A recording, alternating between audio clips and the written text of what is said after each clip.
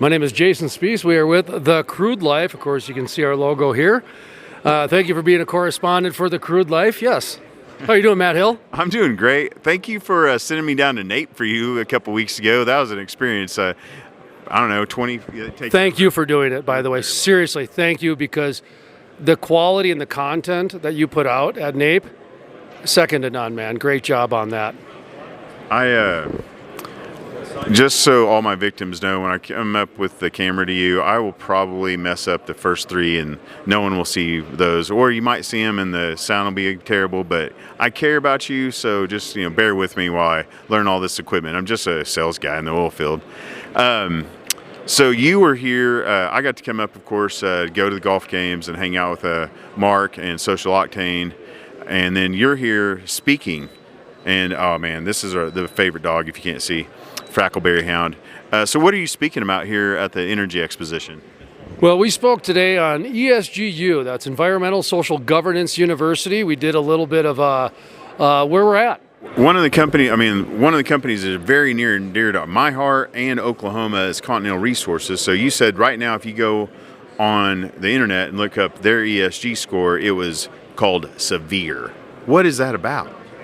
So we had EOG, Phillips 66, and Continental Resources were the ESG scores that we showed up on the screen during the presentation today at the Energy Expo and Symposium in Gillette, Wyoming.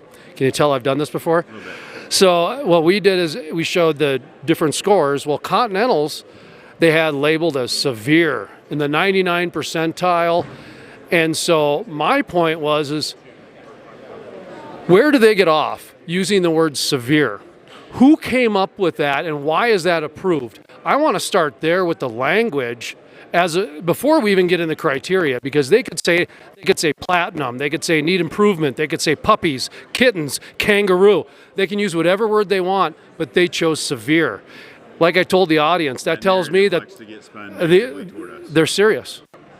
So do you think that it's more like we have to adopt what they think is the ESG level, or can we change the narrative to where, hey, it's not severe, here's what we've done? So where we're at right now is in March of this year, the SEC put out a task force that's formulating the rules and the laws. 2 months later, in June, 3 months later, 16 states sued the government.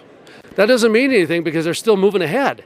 So the SEC, and from what I've seen and what I've read and from my understanding, by the end of 2022, they're going to have ESG scores ready to go.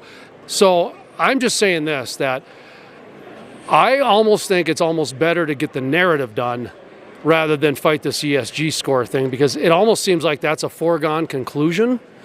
So I would rather have the industry be proactive on this as opposed to reactive, because what good does it do once it's established? It's kind of like what we're trying to get the climate tax, the whole climate score thing going, because I don't want just to get a memo one day to say, fait accompli, that's the way it's going.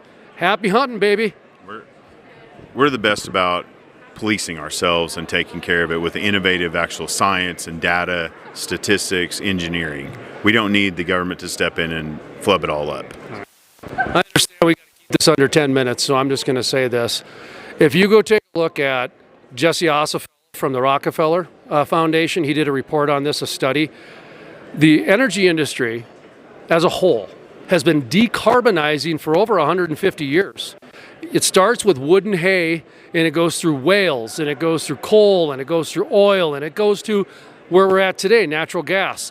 Well, we went from go look at the molecule and the atoms involved with coal, for example. You're talking about, say, 30 carbon atoms to like 6 hydrogen. Well, natural gas, you're down to 1 carbon and 4 hydrogen.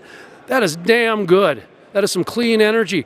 We're talking about a 150-year trend of a green revolution that's been happening long before Greta Thunberg came along, long before the Sierra Club came along.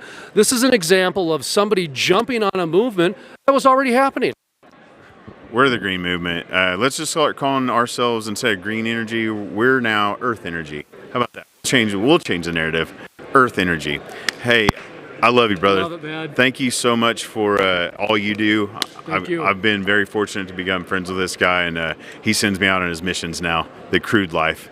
I love it. I'm living the Crude life because of you. Thank you, sir. God bless. God bless. We'll see you next time, everybody. Bye-bye.